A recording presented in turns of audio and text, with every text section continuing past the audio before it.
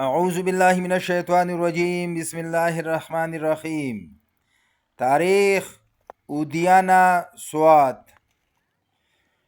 تاریخ کی کتابوں میں رقم ہے کہ سوات گندہارا تہذیب کے انتہائی اہم مراکز میں سے ایک تھا۔ نیز یہ شواہد بھی ملے ہیں کہ سوات کی گود میں گندہارا تہذیب کے علاوہ بھی دیگر کئی تہذیبوں نے پرورش پائی ہے۔ کہا جاتا ہے کہ ایلم پہاڑی کی عظمت اور تقدس کی روایات زرتشتیوں، پارسیوں اور یونانیوں کی کتب میں بھی ملتی ہیں۔ ہندوؤں کی مقدس کتاب رگ وید میں یہاں بہنے والے دریا کو یعنی دریائے سوات کو سواستو کہا گیا ہے۔ اودیانہ یعنی موجودہ سوات گندہارا تہذیب کا اہم مرکز تھا اور یہاں کے لوگ بدھا کی تعلیمات سے جڑے ہوئے تھے۔ اودیانہ پارس کے بادشاہ دارے اول کا ایک صوبہ رہ چکا ہے، جسے 327 قبل مسیح میں سکندر اعظم نے فتح کیا اور 305 قبل مسیح میں یہ ہندوستان کے موریہ خاندان کے قبضے میں رہا۔ کہا جاتا ہے کہ 322 قبل مسیح سے لے کر 185 قبل مسیح تک یہ موریہ خاندان کے زیر تسلط رہا۔ اس پر سب سے پہلا بادشاہ چندر گپت موریہ تھا۔ اس کے بعد اس کا بیٹا بندرسار وہ بادشاہ بنا اور اس کے بعد اس کا پوتا اشوک اعظم یہاں کا حکمران بنا، اور اس طرح اس موریہ خاندان کے 9 حکمران یہاں حکمرانی کرتے ہوئے گزرے اور آخری حکمران 185 قبل مسیح تک وہ رہا۔ اس کے بعد موریہ خاندان کا خاتمہ ہوا اور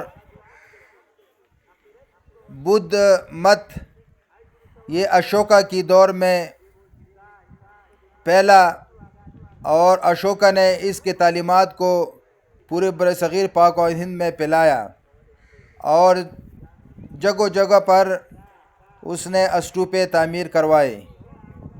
موریہ خاندان کے بعد پارتھین یعنی پارتھیا قوم نے اس علاقے پر قبضہ کیا اور پارتھین کے بعد پہلی صدی عیسوی میں گندہارا تہذیب کشانہ کے زیر نگیں آئی، جو کہ وسطی ایشیا کے خانہ بدوش تھے۔ 7ویں صدی عیسوی میں سوات کے علاقہ سے پدما سمبھاوا بدھا ثانی تبت کے لیے نکل پڑے تھے۔ ان ادوار میں مشرقی ایشیائی بدھ مت کا اصل ذریعہ ہوتے ہوئے سوات کا علاقہ ایک مقدس زمین تصور کیا جاتا تھا اور اس کی زیارت کے لیے تبت، چین اور دوسری جگہوں سے زائرین باقاعدہ طور پر حاضری دینے آیا کرتے تھے۔ بعض ماہرین اودیانہ کو گندہارا کا ایک حصہ تسلیم کرتے ہیں اور بعض ماہرین اودیانہ کو ایک الگ سلطنت تصور کرتے ہیں۔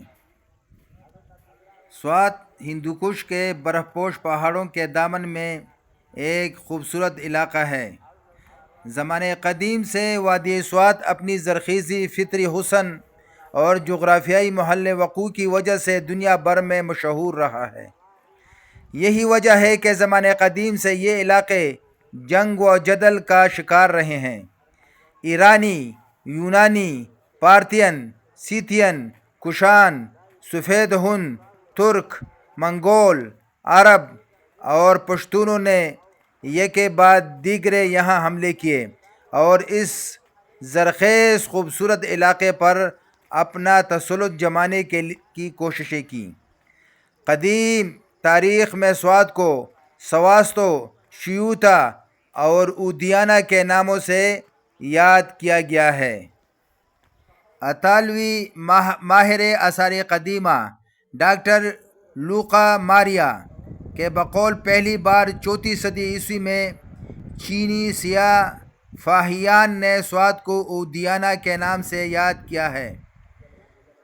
یہاں اس بات کی وضاحت بھی ضروری ہے کہ قدیم اودیانہ میں آج کے پورے سوات سمیت دیر، باجوڑ، بنیر اور دیامر تک کے علاقے شامل تھے۔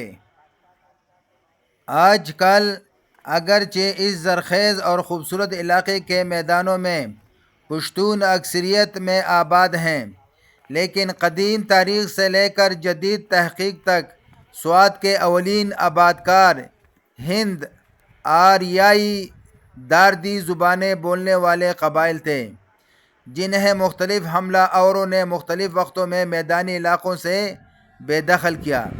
سوات و دیر کے بالائی علاقوں میں آباد ہند آریائی، توروالی اور گوری لوگ ان داردی اقوام کے بچے کچے لوگ ہیں جو کبھی اس پورے علاقے میں پھیلے ہوئے تھے۔